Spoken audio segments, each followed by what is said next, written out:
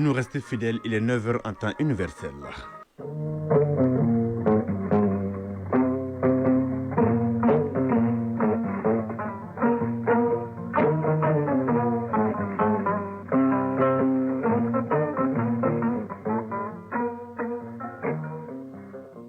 Le journal, Mohamed Diarra. Mesdames, Messieurs, bonjour et bienvenue les titres. Les résultats du concours d'entrée dans la fonction publique de l'État au titre de l'exercice budgétaire 2024 ont été rendus publics hier. Sur plus de 58 000 candidats, 746 postes ont été pourvus sur un besoin de 773. Les candidats à l'examen du DF doivent patienter encore. Le gouvernement joue la carte de la transparence. 18 enseignants ont été interpellés hier par la BIRJ, la brigade d'investigation judiciaire pour fraude. Les détails avec Benoît Fofana. La communauté musulmane célèbre ce dimanche Ashura, une date qui correspond au 10e jour du mois de Muharram. Quels sont les mérites de ce jour? Les éléments de réponse avec l'imam Malika Magani. Il y a une année que la présidence de la Confédération AES a été confiée au Mali. En un an, que d'acquis et de défis à relever chaque partir de ce samedi. La rédaction vous propose une série de dossiers dans divers domaines. Aujourd'hui, nous nous intéressons aux voies de communication. Nous parlerons des quarts de finale de la Coupe du monde des clubs et la Coupe d'Afrique des Nations féminines 2025 de football qui se joue à Maroc. À suivre enfin la page.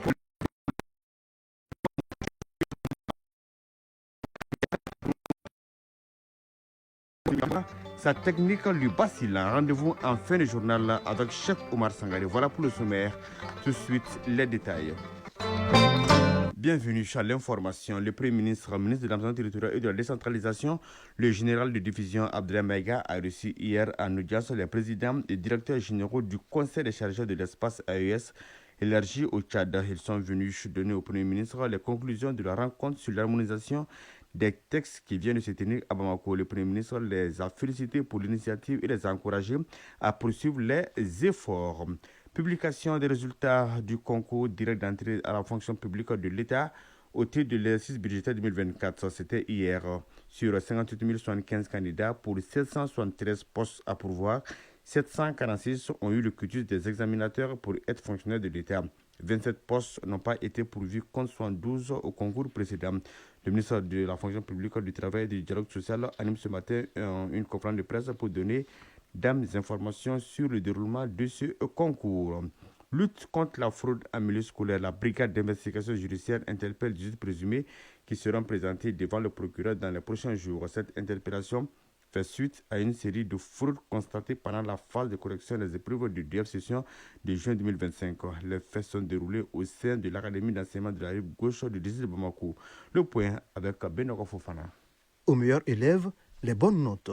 Malgré les multiples efforts déployés par les autorités de la transition afin d'assainir le secteur de l'éducation, certaines personnes mal intentionnées s'adonnent à des pratiques non souhaitées. Et en bonne sentinelle, la brigade d'investigation judiciaire a procédé à des interpellations au sein de l'Académie d'enseignement rive gauche de Bamako. Contrôleur principal, Mahamadou Solo Diakité, commandant de la brigade d'investigation judiciaire. Il faut retenir que le 19 juin 2025, suite à des renseignements recueillis relatifs à une série de fraudes dans la phase de correction des épreuves du DF session de juin 2025, il a été constaté que des notes ont été falsifiées au niveau du secrétariat de l'Académie d'enseignement rive gauche de Bamako.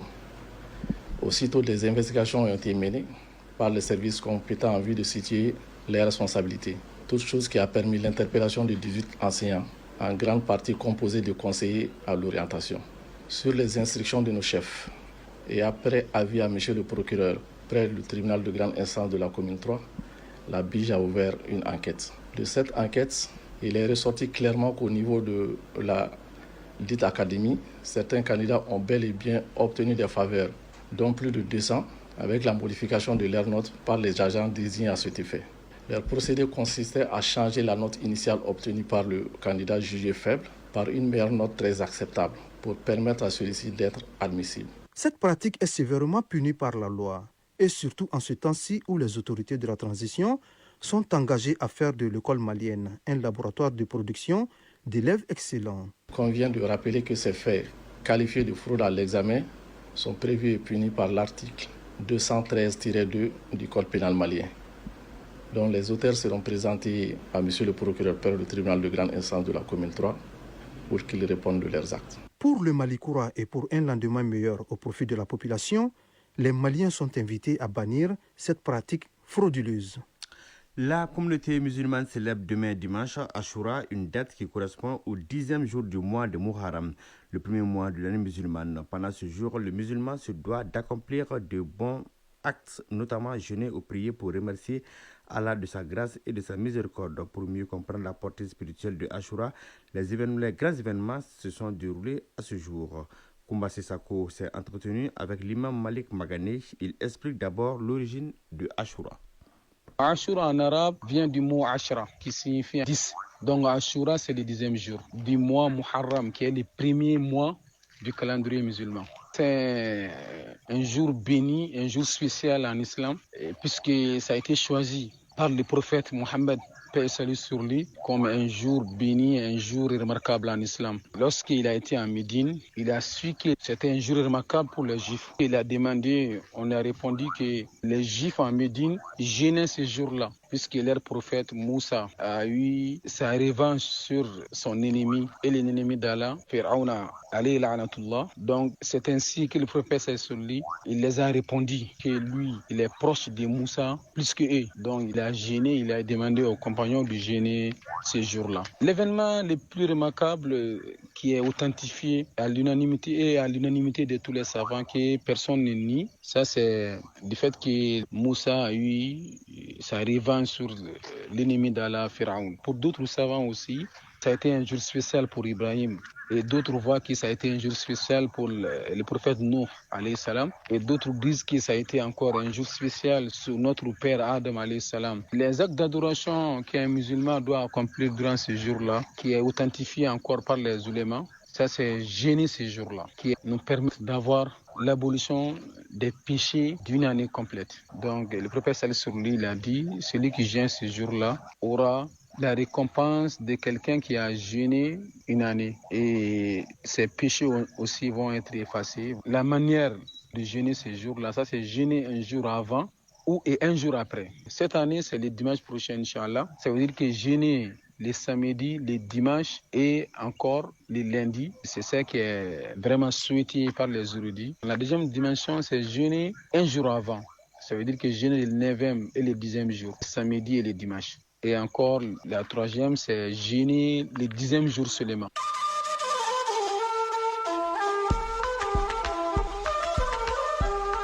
AES, actualité.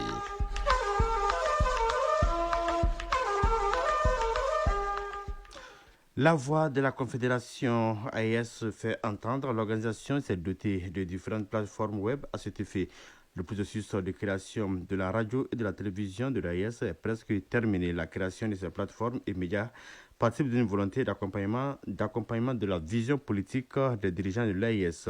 Travailler ensemble pour la défense et la sécurité, la mise en place des projets de développement structurant et parler d'une seule voix à l'international. La Bema Sibi nous propose les acquis et les perspectives en matière d'information et de communication. La Confédération des États du Sahel va bientôt disposer d'une radio et d'une télévision. Déjà, toutes les plateformes Internet, TV, Facebook et X de l'AES sont fonctionnelles et peuvent être consultées. Ces acquis sont le fruit d'un long processus lancé après la prise de fonction du général d'armée Assimi Goïta à la tête de la jeune Confédération. La création de ces plateformes et médias est une réponse à la guerre informationnelle, une guerre de l'information engagée contre les pays de l'AES avec comme seul objectif ternir l'image de la Confédération. La riposte est prise en compte dès la signature de l'accord du Liptako-Gourmand qui aboutit à la création de la Confédération. Le 2 août 2024, le ministre en charge de la communication reçoit ses homologues du Niger et du Burkina Faso. Une rencontre qui jette les bases de la réponse médiatique. Plusieurs rencontres vont suivre, à la fois avec les ministres, mais surtout les experts en communication, notamment en fin août 2024. La riposte est prise en compte dès la signature de l'accord du Liptako-Gourma qui aboutit à la création de la Confédération. Le 2 août 2024, le ministre en charge de la communication reçoit ses homologues du Niger et du Burkina Faso. Une rencontre qui jette les bases de la réponse médiatique.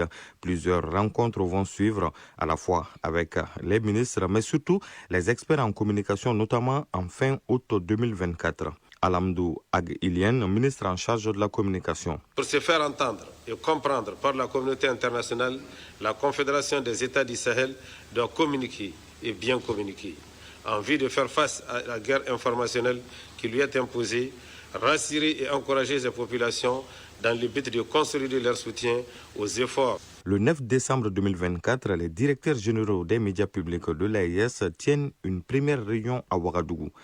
Hassan Baba Diombele, directeur général de l'ORTM. Nous avons eu quand même l'opportunité, sinon l'occasion, de nous rencontrer et d'échanger, de faire échanger nos équipes techniques. Et c'était très important. On a vu la nécessité aujourd'hui de mutualiser les efforts. Et c'est justement à travers cette rencontre qu'on a compris qu'il était important pour nous d'organiser des rencontres de façon plus périodique. Abdoulaye Koulibaly, directeur général de la RTN. Ce sont des sujets majeurs qui vont nous permettre d'améliorer notre démarche commune et de tendre vers, disons, un ensemble AES plus visible au plan international. À partir de cette rencontre, les choses sont allées vite et même très vite. Courant décembre 2024, les experts et ministres en charge de la communication dégagent les contours de la Web TV de l'AIS. Quelques jours plus tard, les ministres en charge de la communication lancent les plateformes numériques. Adji Ali Salatou, ministre en charge de la communication du Niger. Nous avons le plaisir et l'honneur de lancer officiellement la plateforme numérique Web TV de l'AIS. Ces rencontres ont permis l'instauration d'un espace dédié à l'AIS dans les journaux télévisés des États de la Confédération, la création d'émissions consacrées à l'actualité de l'AIS et la radio de l'AIS. Ramtalba Jean-Emmanuel Ouedraogo, ministre en charge de la communication du Faso. Elle émettra en continu 24 heures sur 24 avec une grille de programmes riche et variée qui tiendra compte des langues nationales des 3 États membres de l'AES. La radio sera donc le reflet de notre engagement à nous assumer et à favoriser l'intégration dans notre espace commun. Parallèlement, les autorités de régulation de l'espace médiatique de l'AIS se sont concertées du 2 au 4 décembre 2024 pour plancher sur la régulation en période de crise, car les crises sont souvent le terreau fertile à la désinformation. Une séance de partage d'expériences avec en toile de fond la riposte à la désinformation par une meilleure régulation. Gaussou Koulibaly, président de la Haute Autorité de la Communication du Mali. La guerre informationnelle à laquelle font face nos États exige de nous un sens de régulation, des ripostes à hauteur des atteintes graves à l'unité et à la cohésion sociale dans nos pays. Parmi les actions qui restent à réaliser, il y a l'opérationnalisation de la télévision de l'AES. Selon le ministre en charge de la communication du Mali, en dehors du bâtiment et du traitement du personnel, le montant des ressources nécessaires pour la réalisation de ce projet de télévision AES est estimé à 1,9 milliard de francs CFA. Par ailleurs, les différentes rencontres des ministres et experts ont permis l'adoption de la charte graphique et du logo de l'AES. Ces visuels illustre la volonté du peuple de l'AIS de cheminer ensemble avec comme devise un espace, un peuple, un destin. Oui, dans le reportage, vous venez donc d'écouter le Premier ministre Rimtalba, Jean-Emmanuel Ouedraogo, en sa qualité de ministre de la Communication. Justement, Rimtalba, Jean-Emmanuel Ouedraogo, accompagné des membres du gouvernement, a pris part à une opération de don de sang marquant ainsi un acte fort de solidarité et de patriotisme. Au-delà de la portée symbolique, l'objectif visé est de sensibiliser l'ensemble des populations sur l'importance vitale du don volontaire et régulier, particulièrement en cette période marquée par une recrudescence de certaines maladies. Je vous invite à écouter le Premier ministre de Burkina Faso, Rimtalba Jean Ouedraogo. On ne peut pas avoir un geste plus noble que donner son sang pour sauver des vies. Et je pense que la plus grande satisfaction que l'on puisse tirer, c'est quand on pense que le sang qu'on donne va sauver un enfant, va sauver une épouse, une mère, va sauver peut-être un soldat blessé, un accidenté. Et c'est la plus grande satisfaction qu'on puisse avoir. Le chef de l'État, le camarade capitaine Ibrahim Traoré, a donné l'exemple l'année dernière pour accompagner les actions de collecte de ces liquides précieux. Dès que les pluies s'installent, il y a plus de cas de paludisme, il y a plus de cas de dengue, qui sont autant de maladies qui souvent requièrent pour pouvoir sauver le patient qu'il y ait donc une transfusion. Et il y a bien sûr le sang et tous les produits sanguins. Donc c'est au-delà du geste, inviter tous les Burkinabés à donner de leur sang. Dans le cadre des préparatifs de la fête nationale de l'arbre, nous sommes au Niger. Une mission du ministère de l'Environnement s'est rendue récemment dans la région de Zender. La délégation a effectué une série de visites pour évaluer les dispositions à prendre pour la réussite de l'événement au titre de l'année 2025. Le point avec Kassoum Moutari. La mission conduite par le secrétaire général adjoint du ministère de l'Environnement, de l'Hydraulique et de l'Assainissement, Makadessou Alassane, est dans la région de Zender depuis hier pour appuyer le comité régional d'organisation mis en place dans le cadre de l'organisation de la fête nationale de l'arbre, édition 2025, que la région de Zender s'apprête activement à accueillir le 3 août prochain. Les membres de la mission ont également rencontré le comité régional d'organisation de la fête de l'arbre en présence du président du dit comité, le gouverneur de la région, le colonel Masallachi Mahamassani. La mission a visité successivement le site devant abriter les manifestations entrant dans le cadre de la fête de l'arbre, la pépinière de Kanya et celle de la direction régionale de l'environnement, de l'hydraulique et de l'assainissement. Les deux pépinières visitées par les membres de la délégation qu'accompagne le gouverneur de la région, le colonel Masallachi Mahamassani, comptent d'ores et déjà plus de 100 000 plants. Il s'agit des espèces forestières et des espèces fruitières. Il faut noter que l'arbre de l'année retenu est le baobab. Au Tchad, le sort du journaliste Olivier Chemounedji et ses co-accusés reste en suspens. Le délibéré de leur procès a été reporté au mardi prochain en raison de l'indisponibilité du tribunal de N'Djamena. En Zambie, le pays a officiellement déclaré la fin de l'épidémie de choléra qui le frappait depuis l'année dernière. Aucun nouveau cas n'a été signalé au cours des 5 dernières semaines. Le ministre de la Santé l'a annoncé lors d'un point de presse à Lusaka. Au Mexique, 2 hommes ont été mis en examen après la découverte de 383 corps entassés dans un crématorium à Ciudad Juárez. Le propriétaire et un employé sont poursuivis pour non-respect des règles liées à l'inhumation et à la gestion des cadavres. Les corps, en grande partie chamboumés, n'avaient jamais été incinérés. Certains remontant à plusieurs années selon les autorités. Les sports dans une poignée de secondes.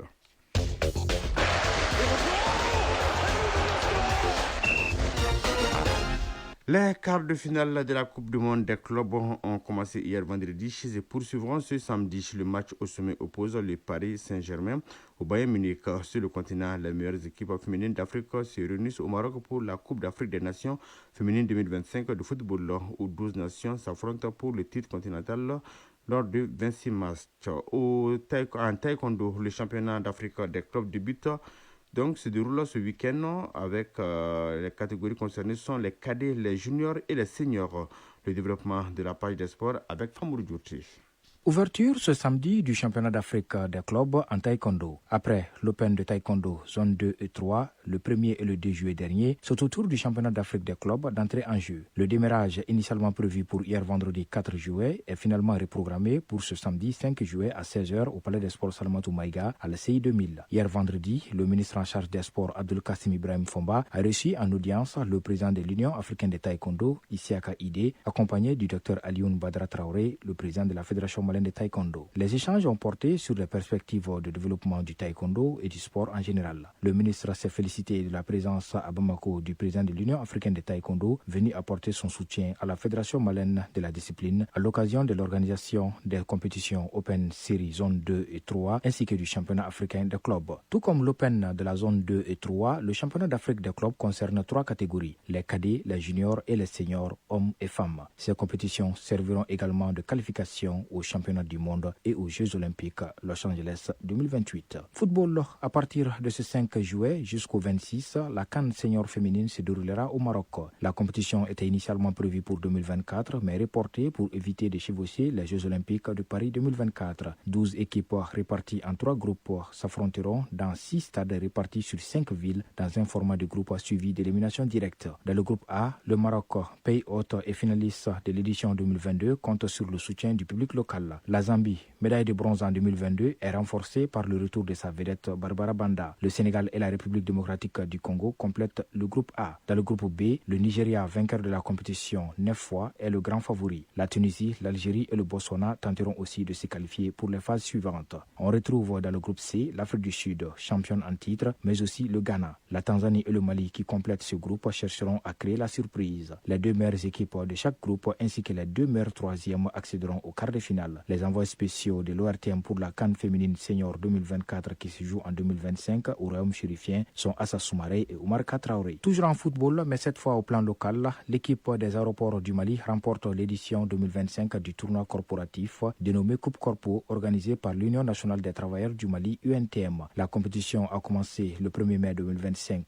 La finale met aux prises ce vendredi 4 juillet au stade Mamadou Konaté, l'agence pour l'emploi des jeunes APEJ et l'équipe des aéroports du Mali. L'équipe des aéroports du Mali s'est imposée 2-0. Les 2 buts ont été inscrits en première période. C'est le ministre de la fonction publique et du dialogue social, Dr Fassoum Koulibaly, qui a présidé la finale de l'édition 2025 de la Coupe Corpo. Il avait à ses côtés Yacouba Katile, le secrétaire général de l'UNTM, ainsi que d'autres invités de renom. Hors du continent, début des quarts de finale de la Coupe du monde des clubs de football. Ce vendredi, le club brésilien Fluminense s'est qualifié pour les demi-finales en battant la formation saoudienne d'Al Hilal 2-1. Fluminense affrontera en demi-finale le vainqueur du match entre Palmeiras et Chelsea. Cet après-midi, à 16h, le Paris Saint-Germain joue contre le Bayern Munich. La dernière affiche des quarts de finale met aux prises à 20h le Real Madrid et Dortmund. Balle au panier pour terminer, l'équipe nationale des moins de 19 ans garçons du Mali n'occupera pas la dernière place de la Coupe du monde de basketball des moins de 19 ans qui se joue en Suisse. En match de classement, le Mali s'est imposé largement hier vendredi face à la Jordanie 91-50, soit 41 points d'écart. À défaut donc du trophée ou encore d'une médaille, les Aiglons finiront au pire des cas à une place comprise entre les 9e et 12e places. Pour son prochain match de classement, le Mali jouera contre le vainqueur du match entre la Chine et la France. Ces 2 équipes ont été également éliminées de la course au titre au stade des 8e de finale. Page Mali Culture 2025. Il est septuagénaire. Son nom, Boubacar Doumbia, plasticien expert en teinture naturelle. Il est donc le parrain du mois de l'année de la culture. Il est membre du groupe Kassobani qui révolutionne les techniques de Bogolan depuis près d'un demi-siècle. M. Doumbia est installé à Ségou où il œuvre à l'apprentissage et à la promotion des teintes traditionnelles à travers son atelier Le Domo. Son portrait dans ce dossier signé Cheikh Omar Sangaré avec le concours de la station régionale OATM Ségou. Du haut de ses 72 hivernages, Boubacar Doumbia garde constamment et en toutes circonstances son calme olympien. Il fait preuve d'une grande modestie verbale. Pourtant, c'est un membre important de l'élite des arts avec une connaissance avérée des plantes tinctoriales.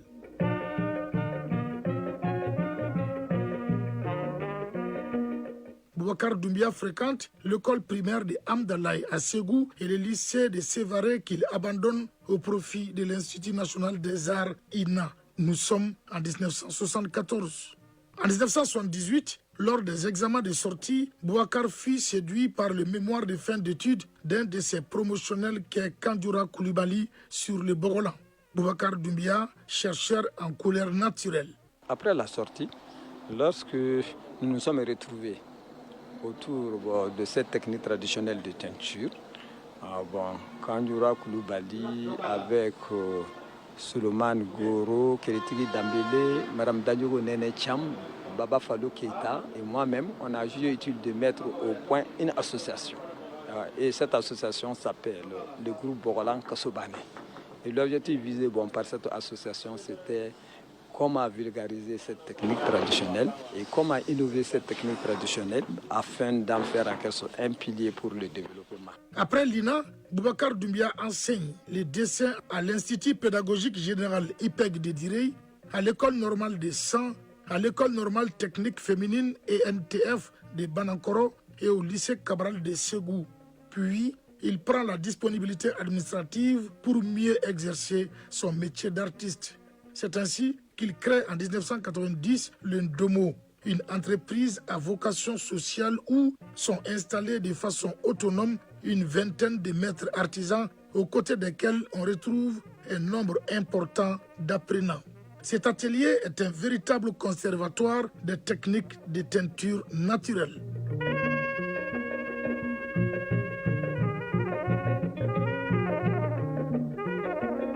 Boubacar Doumbia, chercheur en couleurs naturelles. Boubacar Doumbia a capitalisé l'expérience de son atelier dans un livre intitulé « Le Ndomo, une réponse à l'entrepreneuriat social et à l'auto-emploi des jeunes ». Son expertise des couleurs naturelles a abouti à un autre ouvrage titré « L'évolution des teintes naturelles, Basilan, Bogolan, Gala ». L'homme a une vie associative bien animée. C'est ainsi qu'au nom de l'association Ségou Labin, il a conçu les esquisses de 2 monuments emblématiques de la ville de Ségou. Il s'agit d'abord du monument Kalabougouka, réalisé en 2003. Ensuite, le monument dénommé Montée du Grenier a été réalisé en 2002 par le sculpteur Amaïgire Dolo à partir des esquisses de Boubacar Doumbia. Boubacar Doumbia est citoyen d'honneur de la région de Ségou pour la création d'emplois des jeunes et l'innovation des valeurs culturelles. Citoyen d'honneur de la ville de Lisbonne au Portugal et chevalier de l'ordre des arts et de la culture du Mali. Il entend continuer à promouvoir les Bogolans comme contribution à la souveraineté du Mali. Des prix, Boubacar en a à revendre, à l'image du prix meilleur décor au FESPACO au Burkina Faso et au MTN en Afrique du Sud pour le film Gimba de Cheikh Oumar Sissoko, prix UNESCO pour la créativité décerné lors du CIAO en 2010 et le prix Harubuntu décerné par le Luxembourg pour l'innovation du savoir-faire local en teinture naturelle. Oui, chez Boubacar Doumbia, un passionné du Bogolan. À 9h passées de 26 minutes, c'est la fin de cette édition présentée par Mohamed Diarra avec le concours de Alima Ouattara à la mise en onde. La mise en ligne est assurée par Badji Touré, coordination électorale Ousmane Dao. Réalisation Adam Bega. Passez d'excellents moments en compagnie des programmes de Radio Mali. Au revoir.